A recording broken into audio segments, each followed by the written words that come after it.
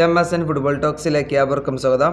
ISLൽ ഇന്നലെ നടന്ന മത്സരത്തിൽ കേരള ബ്ലാസ്റ്റേഴ്സ് ഒഡീഷ FCയെ 2-1 എന്ന സ്കോറിന് ആയിരുന്നു പരാജയപ്പെടുത്തിയിരുന്നത്.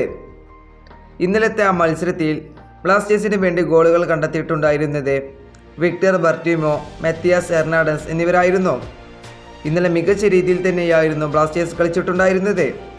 ഇന്നലെ ബ്ലാസ്റ്റേഴ്സിൻ്റെ ആദ്യ പകുതി അത് എടുത്തു പറയണം. മികച്ച രീതിയിലായിരുന്നു ആദ്യ പകുതിയിൽ ബ്ലാസ്റ്റേഴ്സ് കളിച്ചിട്ടുണ്ടായിരുന്നത്. എന്നാൽ രണ്ടാം പകുതിയിലേക്ക് ബ്ലാസ്റ്റേഴ്സ് വന്നപ്പോൾ അത്ര മികച്ച രീതിയിൽ അല്ലായിരുന്നു ബ്ലാസ്റ്റേഴ്സ് കളിച്ചത്. രണ്ടാം പകുതിയിൽ കളിച്ചത് അത് ഒഡീഷ FC ആയിരുന്നു.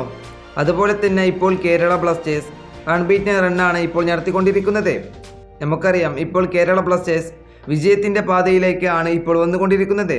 അതുപോലെ തന്നെ ഇപ്പോൾ കേരള ബ്ലാസ്റ്റേഴ്സിൻ്റെ കളി കാണാൻ ഇപ്പോൾ കൊച്ചിയിലേക്ക് ബ്ലാസ്റ്റേഴ്സിൻ്റെ ഹോം സ്റ്റേഡിയത്തിലേക്ക് ഇപ്പോൾ കാണികളുടെ എണ്ണം കൂടി വരികയാണ്.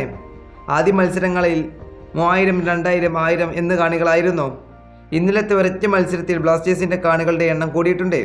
7548 കാണികളാണ് ഇന്നലത്തെ മത്സരത്തിൽ കളി കാണാൻ വേണ്ടി എത്തിയിട്ടുള്ളത്. ഇത് ബ്ലാസ്റ്റേഴ്സിൻ്റെ കളിക്കാർക്ക് ഊർജ്ജം നൽകുന്ന ഒരു കാര്യം തന്നെയാണ്. ഇപ്പോൾ കേരള ബ്ലാസ്റ്റേഴ്സ് മികച്ച രീതിയിൽ തന്നെയാണ് കളിക്കുന്നത്.